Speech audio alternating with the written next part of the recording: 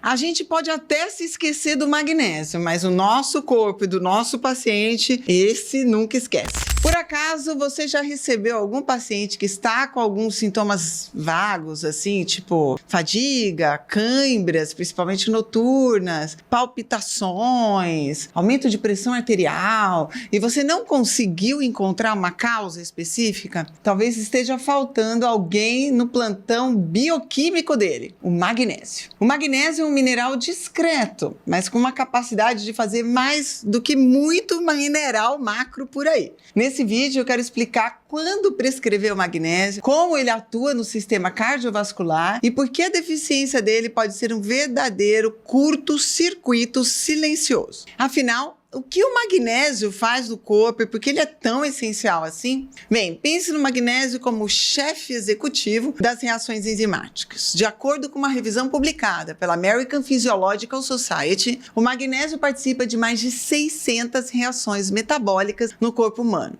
sendo o cofator direto em mais de 300 enzimas. É tipo colocar um maestro no meio de uma orquestra bioquímica. Sem ele, a orquestra desafina e o show nem acontece. Estamos falando de regulação de canais de cálcio e potássio, controle do potencial de membrana, síntese de ATP, a nossa moeda energética, sinalização celular e ainda a regulação da contração muscular. Resumindo, sem magnésio, nem a energia básica para a célula respirar vai rolar direito. E isso vale tanto para um neurônio como para uma célula intestinal ou até uma célula cardíaca. Aliás, eu poderia dizer que o magnésio é como se fosse o segurança educado, mais firme, da balada chamada cólon, intestino grosso. Quando ele está presente, o trânsito intestinal flui, os convidados se comportam e ninguém precisa ser retirado à força. Já quando esse segurança falta, começam a aparecer constipação, distensão abdominal e até dor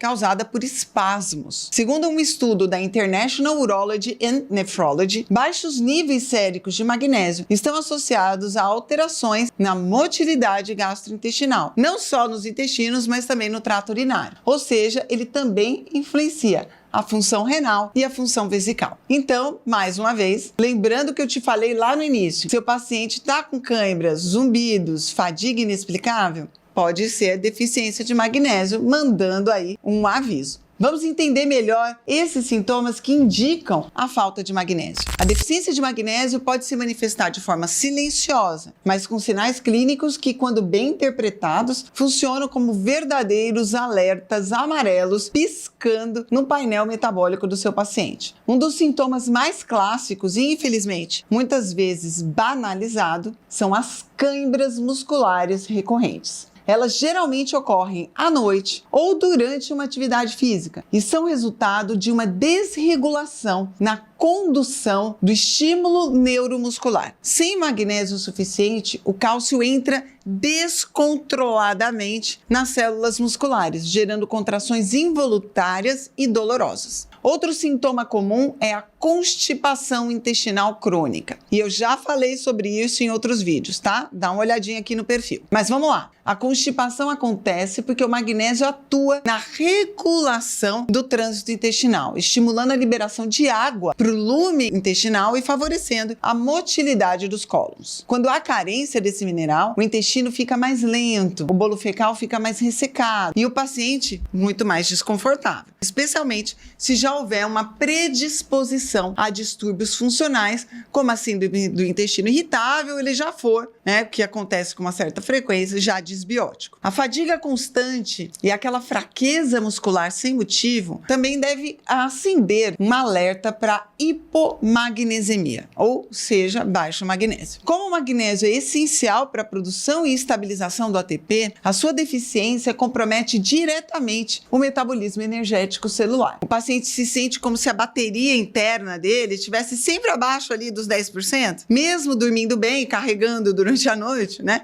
Ou até comendo razoavelmente bem. Entre as mulheres, se a paciente apresenta enxaqueca frequente, especialmente associada ao ciclo menstrual ou a episódios de estresse, vale colocar também o magnésio no radar. Estudos demonstram que esse mineral tem um papel na vasorregulação cerebral, além de atuar na liberação de neurotransmissores e no controle da excitabilidade neuronal. Todos fatores implicados num gatilho da enxaqueca. Eu preciso abordar outro sintoma que é um clássico: a tensão pré-menstrual exacerbada, muito intensa. Você tem algum paciente que relata aquela TPM que parece roteiro de filme de terror, ou até você mesmo, com cólicas insuportáveis, irritabilidade fora do comum e uma vontade de se esconder do mundo por uma semana inteira? É que o magnésio também atua no tônus uterino e na modulação da percepção da dor. Portanto, sua suplementação nesses casos pode reduzir tanto a intensidade das contrações uterinas quanto a sensibilidade aos estímulos dolorosos, além de contribuir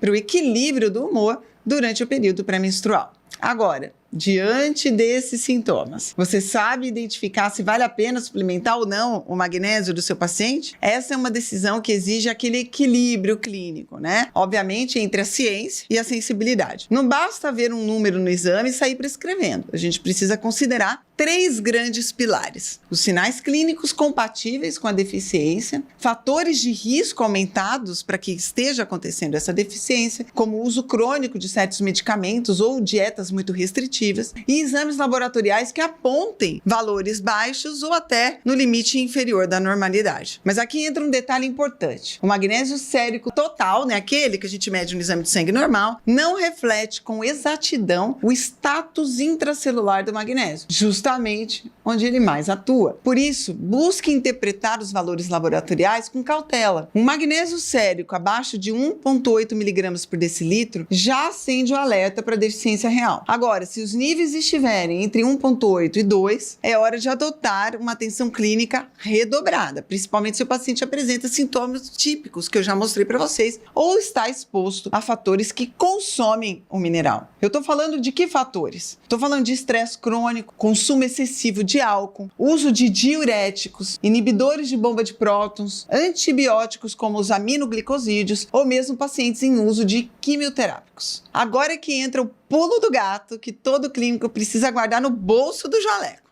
Menos de 1% do magnésio do corpo está circulando no plasma. A maior parte, cerca de 60%, está armazenada no osso e mais 30% a 40% se encontra no tecido muscular. E isso, segundo um estudo da revista Nutrients, faz com que o exame de sangue, na verdade, não reflita a real reserva corporal desse mineral que é tão essencial. Então, tentar avaliar a verdadeira reserva corporal de magnésio com base apenas em um exame de sangue é como avaliar a economia de um país olhando só o saldo da conta corrente de um cidadão, né?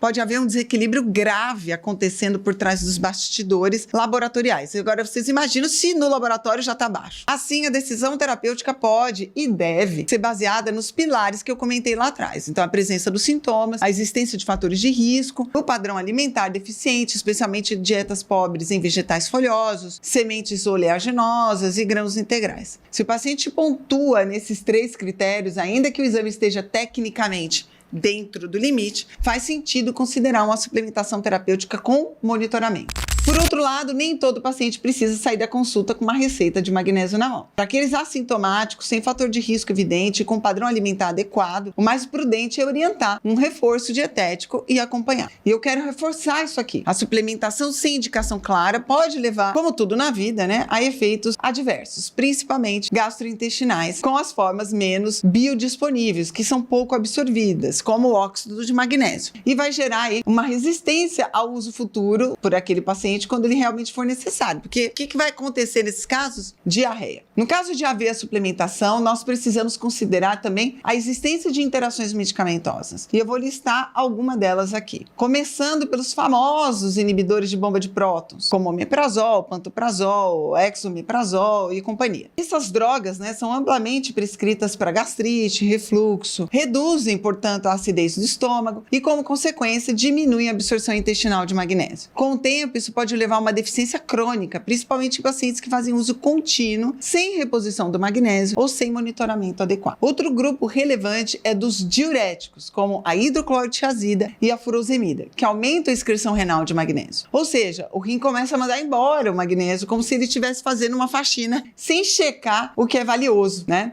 O resultado disso, meus queridos, deficiência progressiva, principalmente em idosos, hipertensos e pacientes com doenças cardiovasculares que fazem uso prolongado dessas medicações. Já os antibióticos aminoglicosídeos, como a gentamicina e a ciclosporina, usada essa última em imunossupressão, também podem induzir hipomagnesemia, provavelmente por mecanismos de toxicidade tubular renal e alteração, então, na reabsorção desse mineral nos rins. Isso é particularmente importante em pacientes hospitalizados ou que foram transplantados ou que estão imunocomprometidos. O magnésio também pode atrapalhar a absorção de certos medicamentos, por sua vez, né? Como as tetraciclinas, como a doxiciclina, por exemplo, e as quinolonas, como o ciprofloxacino. Nesse caso, o mineral se liga ao antibiótico no intestino e formam complexos, tá? Que são insolúveis, portanto, não são absorvidos. Com isso, o antibiótico perde a potência, né? E aí a infecção que a pessoa está tratando com aquele antibiótico continua fazendo a festa. Minha dica é sempre orientar o paciente a manter um intervalo de pelo menos 2 horas entre a ingestão do suplemento de magnésio e outros medicamentos com potencial de interação. Assim, dá para manter a eficácia dos dois. Para a gente concluir, então, esse papo sobre magnésio, eu quero te contar os perfis de paciente que costumam se beneficiar com a suplementação. Estou falando daquele com estresse crônico, em que o cortisol rouba magnésio, também em pacientes atletas e praticantes de atividade física intensa, pessoas com síndrome do intestino irritável ou com constipação persistente, mulheres com TPM, cólica menstrual principalmente